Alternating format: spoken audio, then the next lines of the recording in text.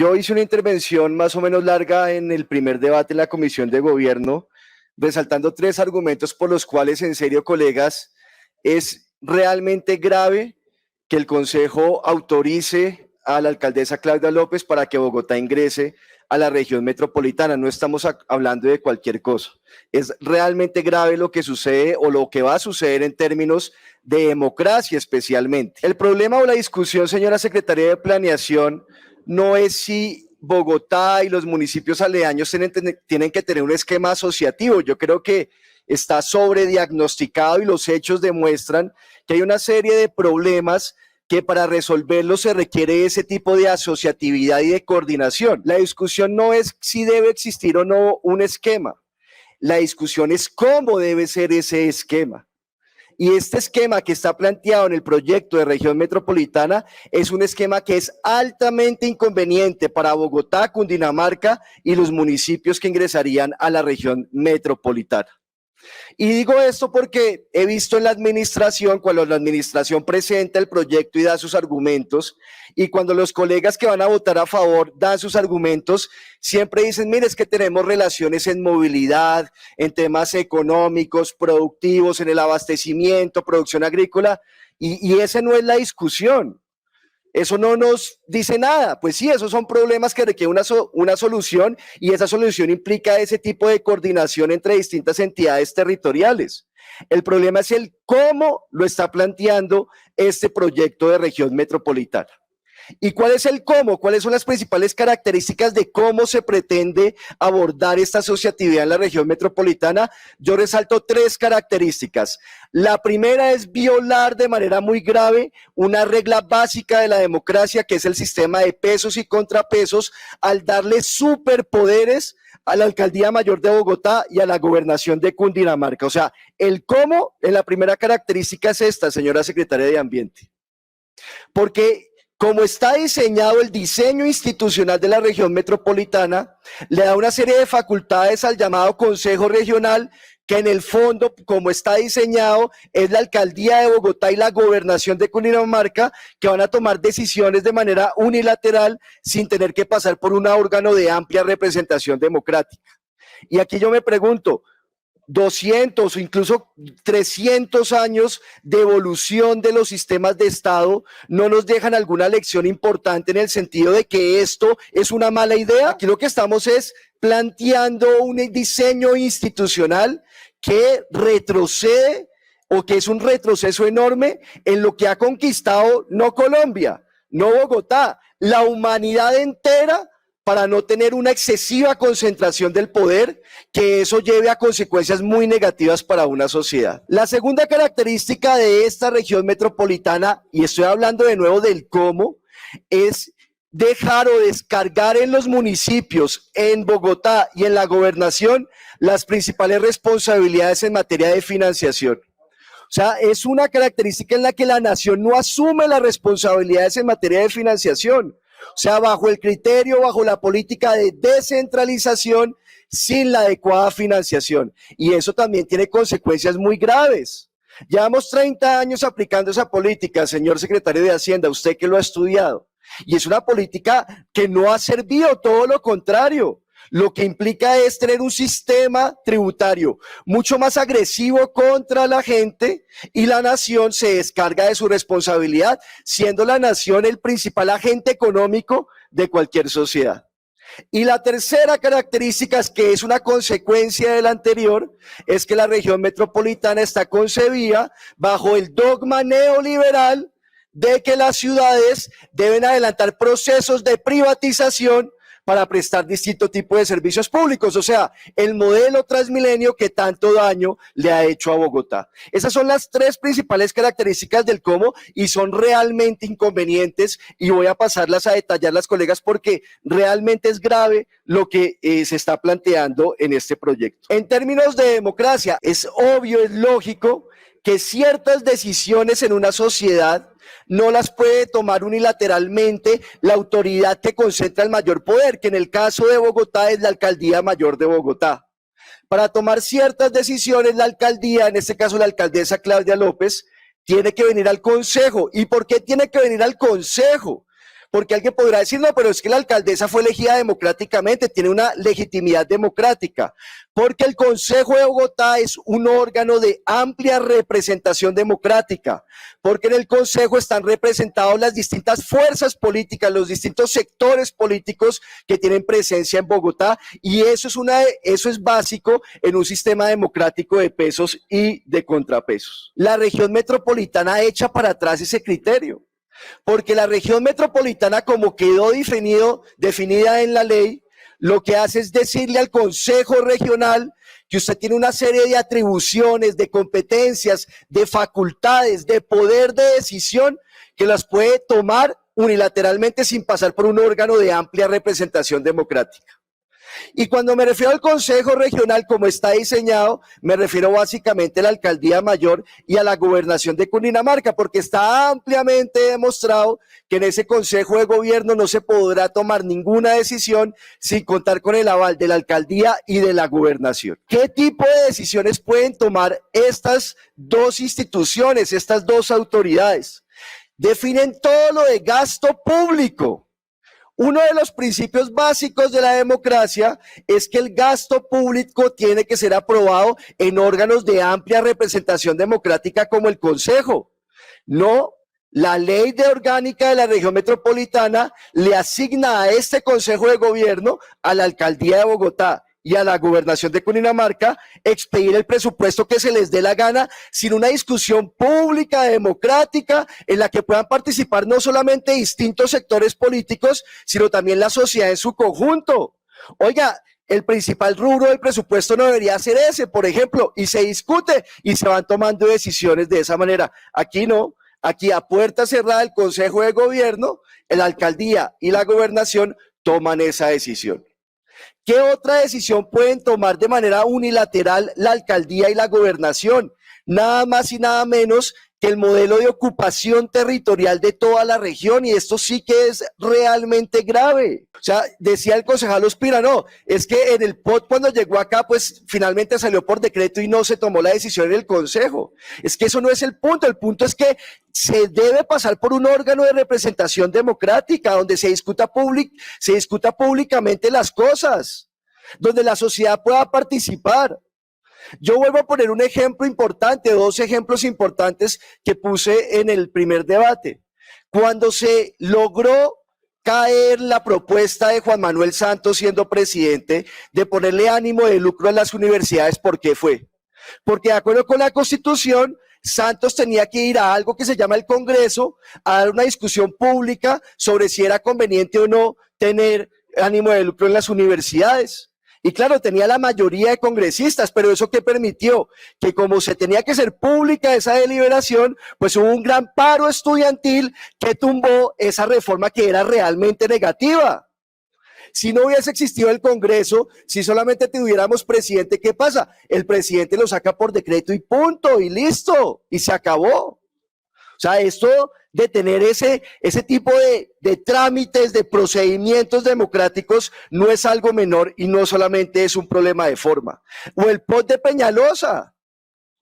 Cuando Peñalosa trae el POT al Consejo, lo que hace es generar una discusión pública y la gente se organizó y se movilizó y finalmente se tumbó el POT de Peñalosa. No es un asunto menor esto de poder tomar decisiones unilaterales por parte de ciertas autoridades sin pasar por órganos de alta representación democrática. Aquí no. Y yo creo que quedó claro, colegas, porque aquí había una discusión de si el Consejo entonces perdía sus competencias o no. Y aquí la discusión, señora Secretaría de Planeación, nunca ha sido que con la región metropolitana el Consejo de Bogotá no podrá seguir adoptando los planes de ordenamiento territorial. Eso no lo hemos dicho, lo seguirá haciendo. Lo que pasa es que lo seguirá haciendo, pero obligatoriamente tendrá que cumplir con los lineamientos que defina el Consejo Regional. Y vuelvo a poner el ejemplo que he traído aquí en varias ocasiones. En Bogotá, en materia de ordenamiento territorial, hay una discusión bien importante, y es si Bogotá debe expandirse al norte o no. Yo creo que esa expansión es una forma de volteo de tierras. Bueno, si el día de mañana llega un gobernador y una alcaldía a decir, mire, el modelo de ocupación territorial de la región señala como lineamiento que Bogotá debe expandirse al norte, el Consejo de Bogotá, a la hora de revisar el POT, no puede decidir en contrario. Eso está claramente señalado en la ley. Y por eso es que esa proposición que yo redacté y que presentamos con el concejal Martín y con el concejal Baena, pues la Secretaría de Planeación nos dijo, no, lamentablemente eso está en contra de la ley. Ahí quedó demostrado esto que estoy diciendo. Lo grave de esto, colegas, que la gobernación y la alcaldía se unan y fijen cuál es el modelo de ordenamiento territorial en toda la región. O sea, eso es de un riesgo enorme. El concejal Lacerna decía, pues el día de mañana llega un bárbaro a la alcaldía y un bárbaro a la gobernación, pues eso va a ser terrible, porque lo que van a hacer es barbaridades para la región. Y el argumento de decir, no, es que nos vamos a ganar en las próximas elecciones y por la eternidad los sectores alternativos van a ganar eso, pues no es un argumento que de verdad pueda contrarrestar este peligro que estamos señalando. En materia de tributos, ya vamos a discutir en el articulado el parágrafo que aprobaron en la Comisión Segunda de Gobierno sobre la valorización regional. Vamos a ver qué va a decir la administración sobre esto. Y yo quiero que digan qué tanto ese parágrafo va en contra o no de la ley orgánica de región metropolitana. Porque la ley señala con toda claridad que la valorización regional la adoptará el Consejo de Gobierno, la alcaldía y la gobernación, sin necesidad de pasar por ningún consejo. La congestión, los cobros por congestión que están en el plan de desarrollo anterior, los peajes urbanos y la sobretasa de parqueaderos los puede adoptar, que son tributos, los puede adoptar el Consejo Regional. Y usted sabe, señor secretario de Hacienda, que hay un principio elemental y es que no debe haber tributos sin representación, elemental de cualquier democracia. Aquí no. Se sientan a tomarse un tinto, el gobernador o la gobernadora, alcalde o alcaldesa, oiga, metamos valorización, pongamos sobretasa parqueaderos, pongamos cobros por congestión, firman y listo, se acabó el punto. ¿Y dónde está el debate democrático, colegas? Pueden definir toda la estructura administrativa de la región metropolitana de manera unilateral. Entonces pueden crear entidades, suprimir entidades. Se está hablando mucho, concejal Celio, de crear un acueducto regional. Lo decía ahora el concejal Ospina en su intervención. Entonces, el día de mañana llega la alcaldía de la gobernación, oiga, queremos un acueducto regional, ¿cómo lo hacemos? No, hagámoslo por una sociedad de economía mixta, parecida a lo de Codensa y Emgesa. Y entonces el distrito, las entidades municipales y la gobernación ponen el 30 o el 20% del capital y llega un privado por el 70%. Eso en un régimen democrático debería pasar por un debate, una deliberación pública en una entidad como estas. En la región metropolitana no, se encierran, se toman un tinto y dicen, creemos eso, y punto. Y se privatizó el acueducto regional de un día para otro. Es que de esto es de lo que estamos hablando, estos son los alcances normativos que tendría esta región metropolitana. Y esto es un problema grave para el principal problema que tiene la región, que es el volteo de tierras. ¿Cómo es posible que en el diagnóstico que hacen y en la exposición de motivos nunca se menciona el problema de volteo de tierras? Es que deberían decir, mire, en Bogotá y en Cundinamarca hay un problema de volteo de tierras y la región que estamos proponiendo sirve para resolver ese problema por esto y estas razones. ¿Dónde está eso? Eso no está en ninguna parte de la exposición de motivos. Y yo creo que puede ser todo lo contrario. ¿Cómo funciona el volteo de tierras?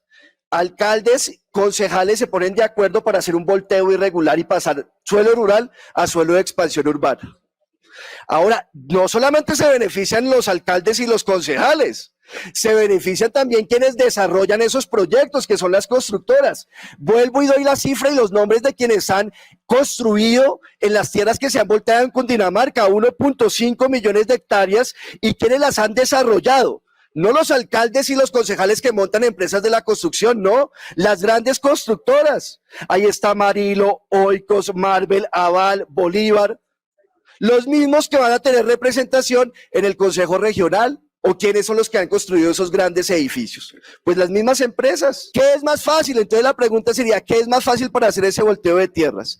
¿Que estos tengan que ponerse de acuerdo con cada consejo por separado? ¿O es más fácil que solamente lleguen donde la alcaldía y la gobernación a que les volteen las tierras? Bajo la teoría de la captura del regulador, es más fácil tomarse un solo regulador. Y más si tienen presencia en el Consejo Regional, así no tengan voto. De esto estamos hablando, colegas, cuando hablamos de la región metropolitana, de este enorme riesgo que hay para que se siga profundizando ese fenómeno de volteo de tierras. Lo segundo que también es bien grave para la gente es que como está diseñado, la financiación de la región metropolitana, ¿sobre quién va a recaer? Sobre Bogotá, Cundinamarca y los municipios que se anexen. La nación que va a poner 75.000 millones de pesos indexados con el IPC cada año. Nada, el 0.018% del presupuesto nacional. Para los tintos. Y de pronto, eventualmente, van a hacer la contraprestación aeroportuaria en el caso que se construya en el futuro algún aeropuerto. Es más, los artículos que señalan la cofinanciación en infraestructura, del artículo no dice la nación deberá cofinanciar, no, la nación podrá cofinanciar. Y ustedes saben derecho que esas dos palabras cambian cuál es el alcance de una obligación jurídica para una entidad, en este caso la nación. Y por eso es que el proyecto dice, es consciente la ley de que eso es insuficiente, entonces ¿cómo se complementa esa financiación? Con dos cosas que están planteadas en el proyecto, más impuestos, o sea, aquí está planteándose sobretasa al predial, que sí que tendrá que después pasar por el Consejo, eso no lo niego, pero se está planteando como criterio de financiación sobretasa al predial, un impuesto que cada vez tiene más características de ser un impuesto confiscatorio que no respeta la capacidad de pago de los contribuyentes. ¿Por qué? Porque es la forma en que encuentran para financiar esto. Y lo segundo, que es la tercera característica, es toda la política del Fondo Monetario Internacional, del Banco Mundial, de toda la teoría del desarrollo que se adelantó desde 1990, y es la descentralización sin financiación. Entonces los gobiernos locales dicen, necesito construir una línea de Regiotram, no tengo recursos, ¿qué hago? No se preocupen que aquí hay grandes inversores extranjeros que vienen, aportan esos recursos, y viene todo el dogma de la inversión extranjera que se ha montado en Colombia desde los años 90.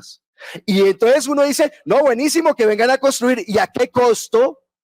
Pues a costo de tener tarifas de distintos servicios supremamente caras, a costo de tener que darles una serie de prebendas en materia tributaria, por ejemplo. ¿Y cuáles son los beneficios? Tampoco es que sean tan altos los beneficios. Yo les cité en el primer debate un estudio de la Secretaría Distrital de Planeación que hace una evaluación, un balance de cuáles han sido los beneficios en materia económica de la inversión extranjera en Bogotá. Y en 20 años, al año produce o genera alrededor de 12.000 empleos en una ciudad con un desempleo de alrededor de 400.000 personas desempleadas. En lo que contribuye al crecimiento económico, en la variación del PIB en Bogotá, la inversión extranjera solamente contribuye en el 0.3%.